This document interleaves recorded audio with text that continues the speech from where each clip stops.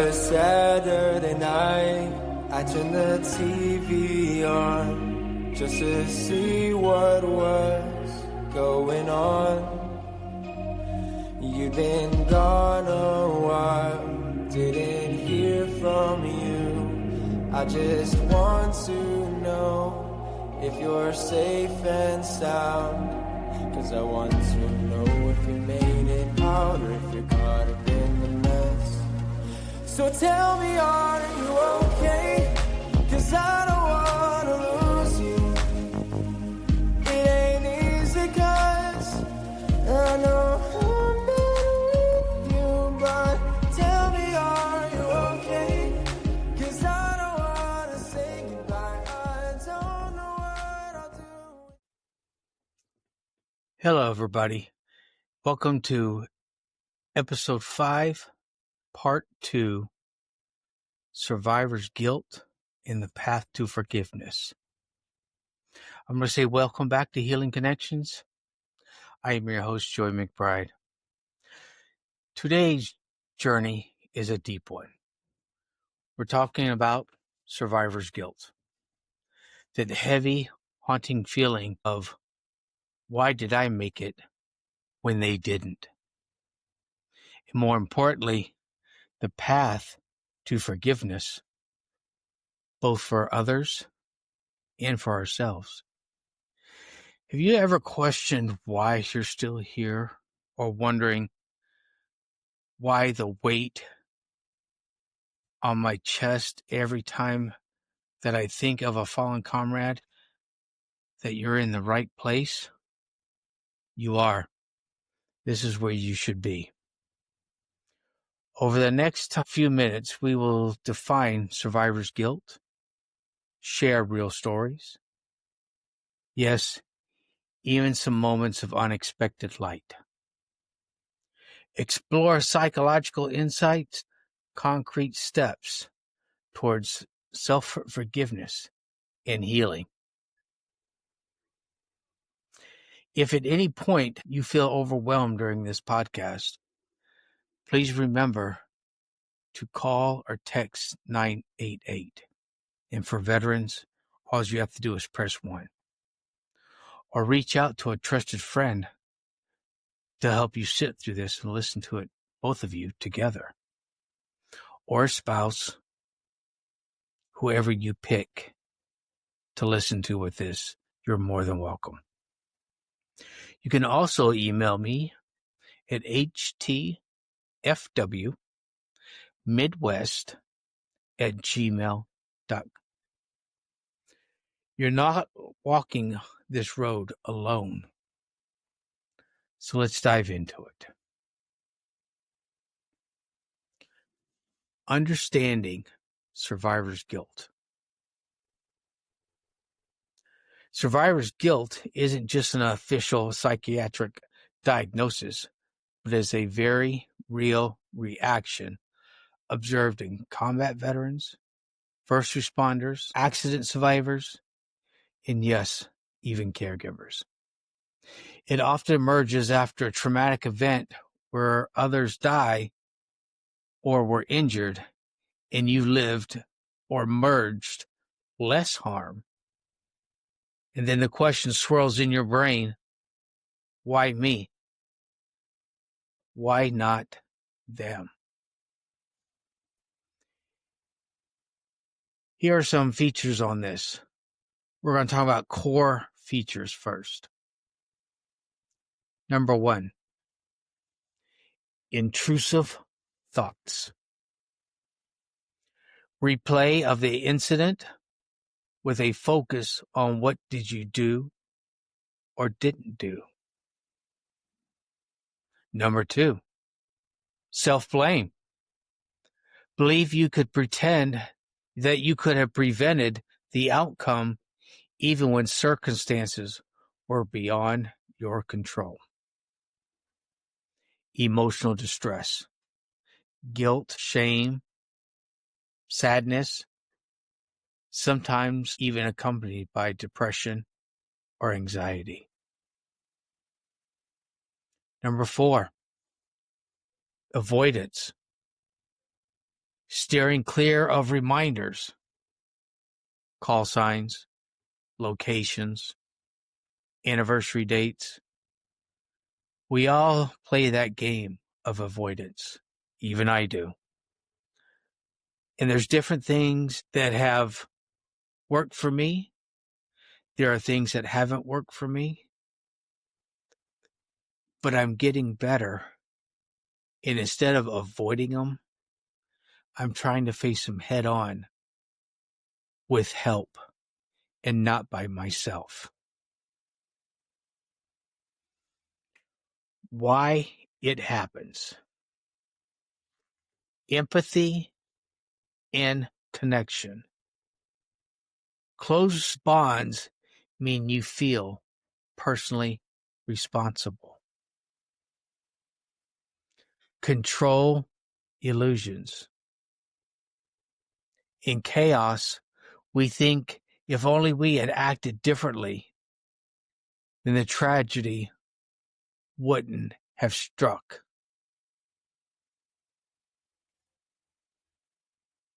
Post-traumatic stress. Survivor's guilt is often accompanied to PTSD.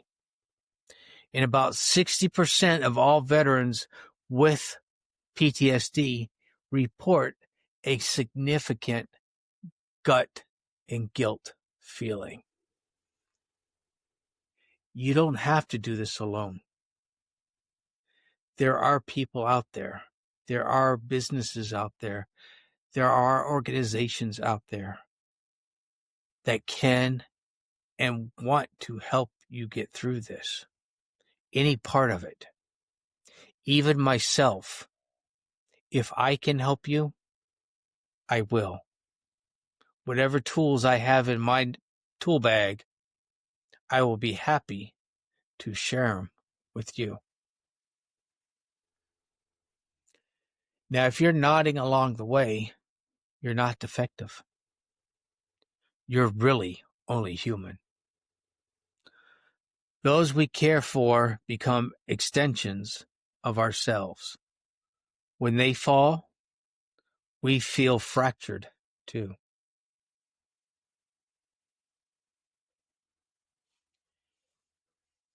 Here's some real stories. Heavy hearts and unexpected laughter. Story number 1. Echoes from the Convoy by Jake, who is a veteran. Jake's Humvee hit an IED. He escaped with bruises, but the two buddies did not. He survived on a stretcher. They didn't. He replays that convoy route over and over and over. Convinced he should have driven in the front.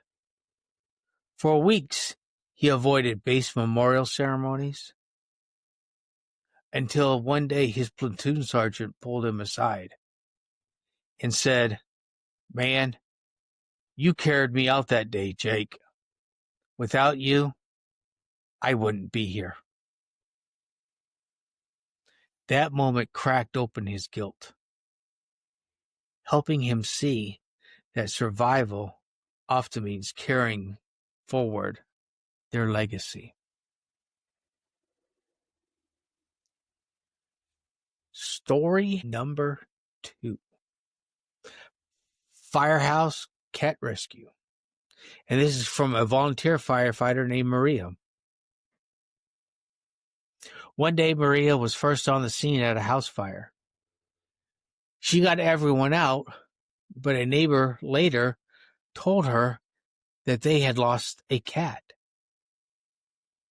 She blamed herself for feeling that every life matters. Weeks later, the cat wandered into the firehouse, minus its left ear, but alive. The crew had nicknamed her Half-Ear Hero, and they even threw a small party. Maria did joke. Turns out I'm a feline firefighter too. Laughter, of course, did not erase her guilt, but it reminded her that miracles can happen and that sometimes healing comes with humor. And yes, laughter is one of the best things around that you can do, especially if you're with somebody. It doesn't matter where you served, what you did. You're all going to have funny moments. Something that's going to spark a smile on your face. Keep that smile. Keep that and play it in your movie that I talked about in the last episode.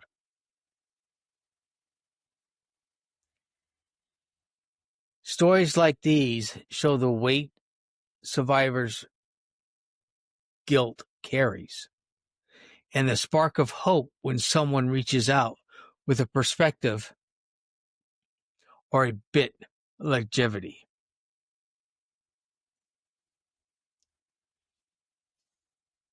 Psychology of forgiveness. From moving from guilt to forgiveness involves both cognitive and emotional shifts. Here's what I have learned from others, and it breaks down like this. Cognitive restructuring. Identify distortions. Challenge thoughts like, I should have saved them all. With a reality check, no human can control an IED. Reframe beliefs. Replace I failed with I did the best I could under impossible circumstances. That, I feel, is a very, very big one. Because a lot of us can't get past whatever issue or incident happened that we were involved in. And the I fail was not your fault. We cannot judge what the future holds. And you can take that many very different ways and look into it.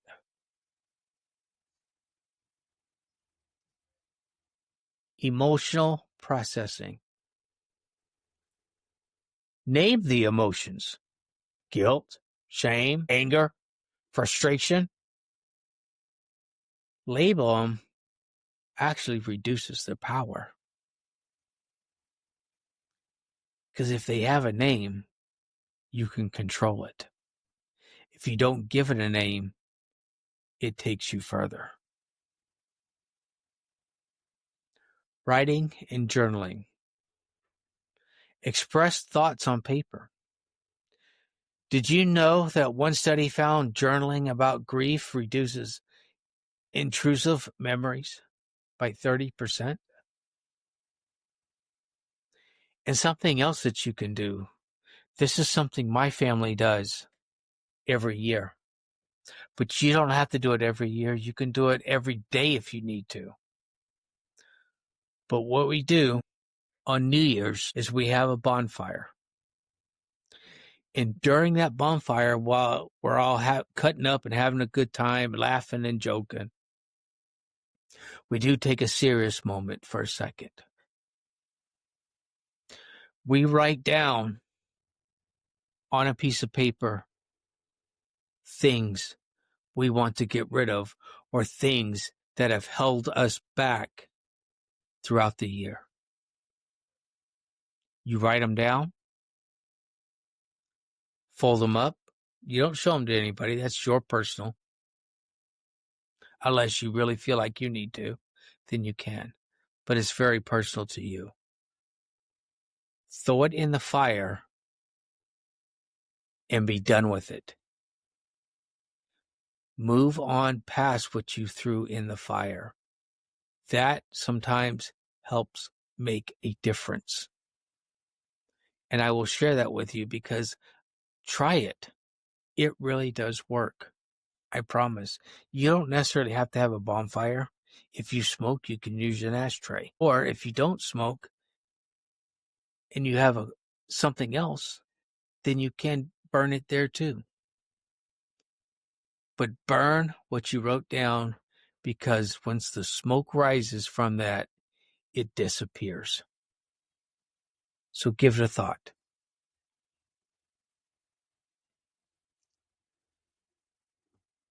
Self-compassion practices.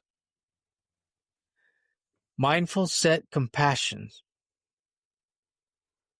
acknowledging suffering and respond with kindness as you would for a friend. Loving kindness meditation.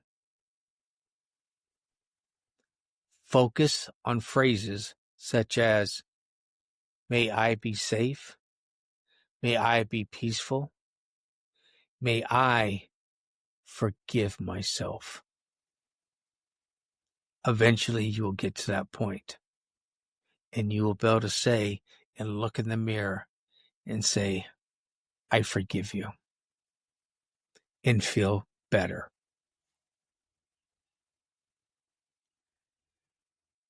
Rituals and memorization. Honoring the fallen. Participating in a creation or creating a ritual, lighting a candle, building a small memorial, or volunteering in their name can transfer guilt into a purpose. Community ceremonies. Sharing memories at reunion events or support groups validates your experiences and foster collective healing.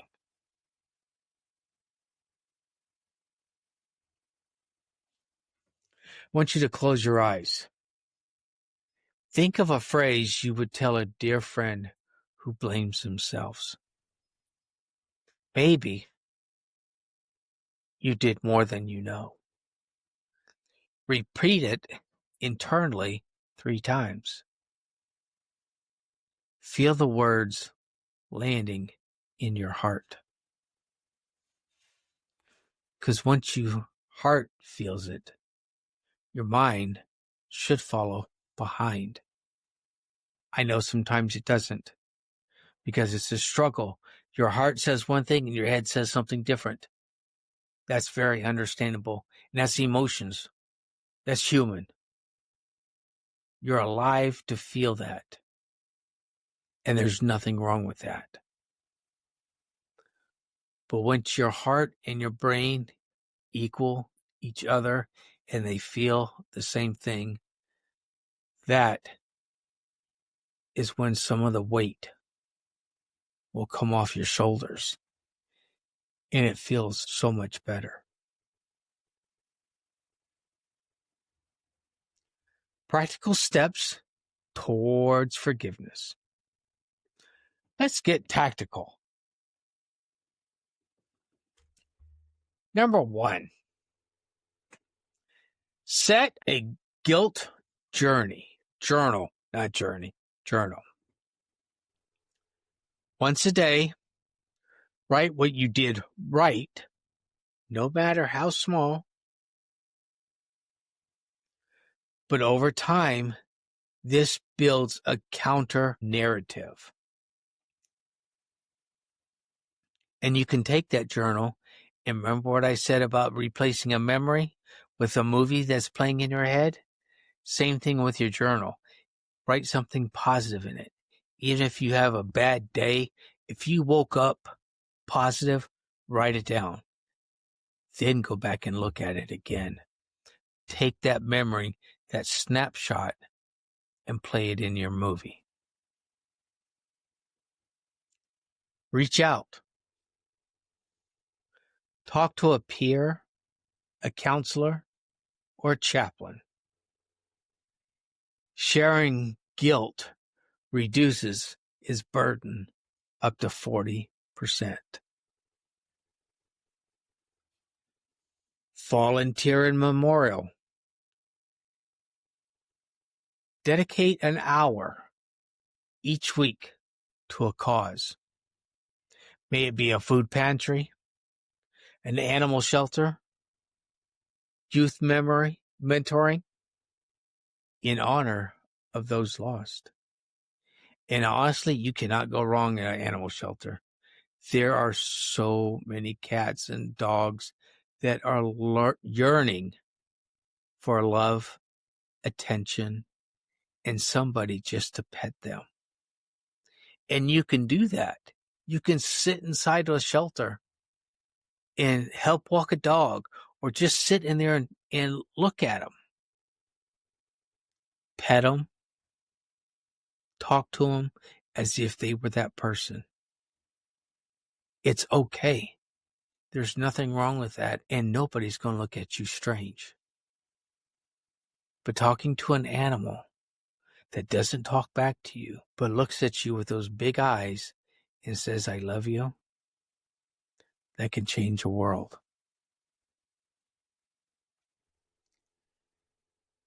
Therapeutic modalities. EMDR. This is something that is proven to process traumatic memories and reduce associated guilt. CBT, cognitive processing therapy, specifically addresses guilt and blame beliefs. I will admit, my CPT is working very well. It's taken me many years to get to that point. And that's okay, because you do it in your time. You do it when you feel comfortable. Do not do it because you are pressured or stressed. You do it when you feel comfortable.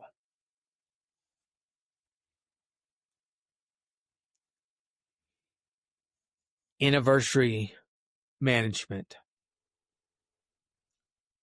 On trigger days, plan a structure activity, a hike, service project, or a group meetup to replace the isolation.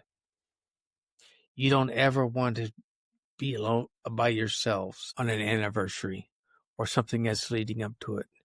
Reach out to somebody, anybody, and hang out with them. You don't have to talk to them and explain why. Just say, hey, I need someone to lean on right now, and I want you to be that person.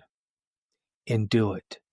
Lean on them, and just, you guys may do whatever you want. I'm not saying that you have to talk. I'm not saying that you have to go deep and dirty. But what I am saying is reach out to somebody. Pick somebody you trust.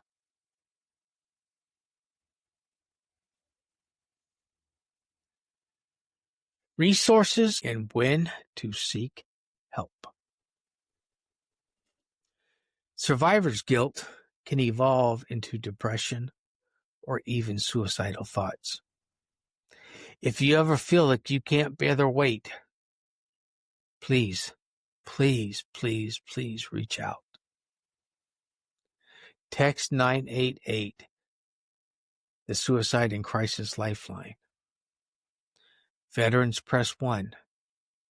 Everyone else stay on the line, and somebody, I promise, somebody on the other line wants to hear what you have to say. They're not going to tell you what to do. They're not going to give you, they may give you suggestions. I don't know. To be honest, I've never called it yet. But from what I do know, there are people there to listen. And most of it is just that. because that's all you have to do is tell them. You hold the power of your topic in your lap. If you want to tell your story, by all means. If you don't want to tell your story, that's okay too. But if you want to just talk to somebody, hey, I'm really feeling crappy right now. I just need somebody to talk to. And this is what the problem is.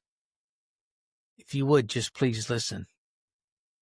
I'll let you know if I want you to help me or add something or make suggestions. You have the power to control the conversation. Remember that.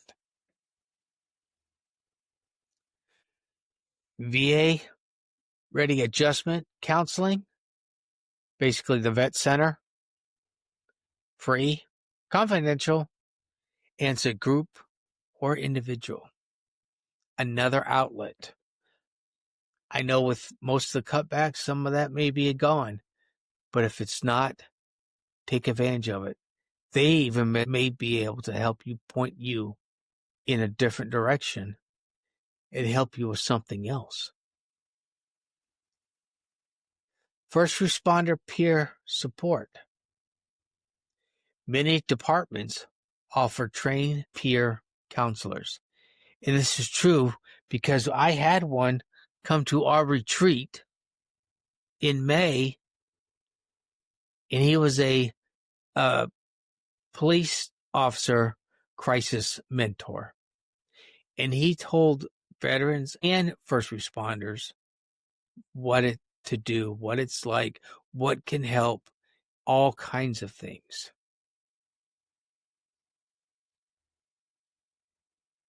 Military One Source. This is a 24-hour, 7-day-a-week support for service members and even their families. And guess what? I even have the phone number. It's 800-342-9647. There's even online forums and other groups such as Wounded Warrior, Team Red, White, and Blue. There's another one I'm trying to think of. They do this disaster relief. There is somewhere that you can help out. If I remember it later, I'll tell you. But they are another good one resource that if you want to give back or help out, you get to go to different parts of the state and help out with disaster relief. Doesn't matter if it's a hurricane, fire, tornado, flood. They go to these places and help out the people that were affected. And that could be one way that you felt or feel like you can give back. There's even dedicated survivors' guilt support groups.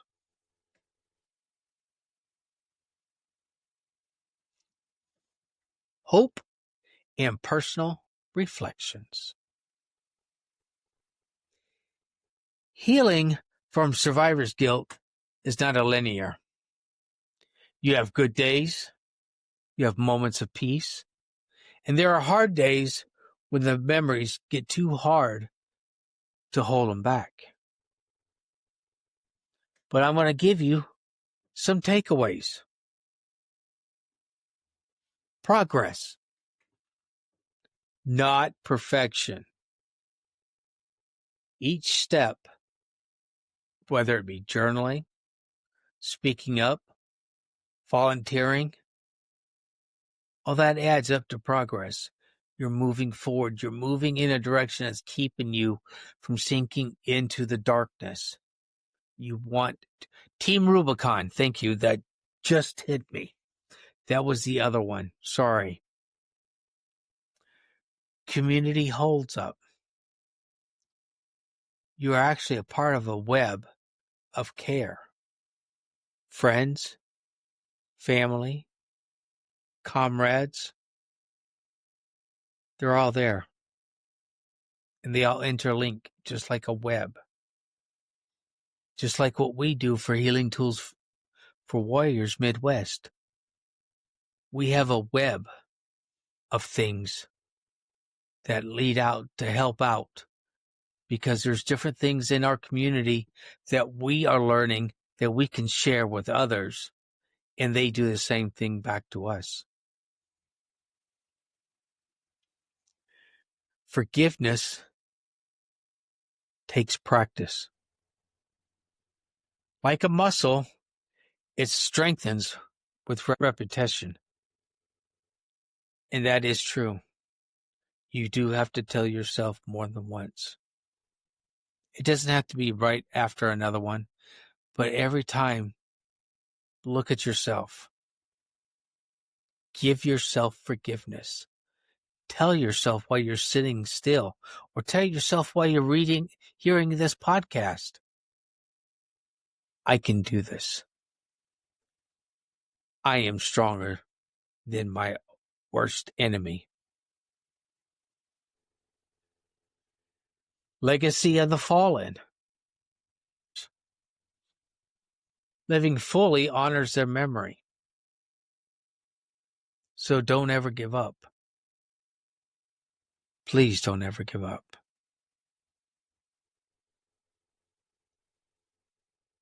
I encourage you to pick one practical step from today. Maybe it's that guilt journal or a small volunteer act.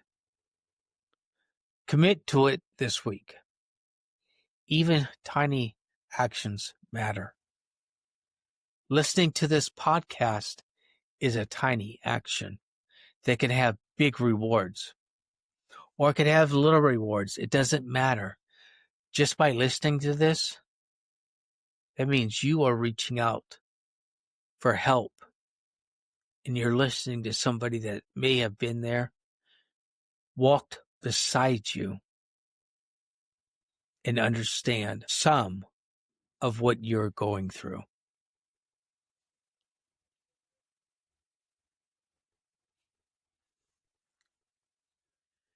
I want to say thank you for joining me on this deep dive into survivor's guilt and the path to forgiveness. I know these topics can cut close, but I hope you feel a bit lighter and a bit more equipped to walk towards healing. I also will have a part 3 to this wrap up, and that will be next week. But what I want you to do is I want you to reach out for help. I will say it again, 988 veterans, hit 1. Or you could email me at htfwmidwest@gmail.com. I would love to share your stories. I would love to share what has helped you, or what you're struggling with, what you may need help with. There's things out there that we can learn off each other that work really well. Share this episode with someone who you trust might need it. Engage. Send your stories or rituals that helped you find forgiveness. I really would love to feature them in our next show notes. Remember, carrying guilt alone is too great of a burden. Lean on your community, professionals, resources, and even your own courageous heart. You have it in you. You just haven't found it yet. But once you find it, take hold of it and pull it to you. You deserve peace and joy. And I end you with this. I will always have your 6. Until next time, this is Joey. I'm signing off, and I'll see you on the next episode. Thank you.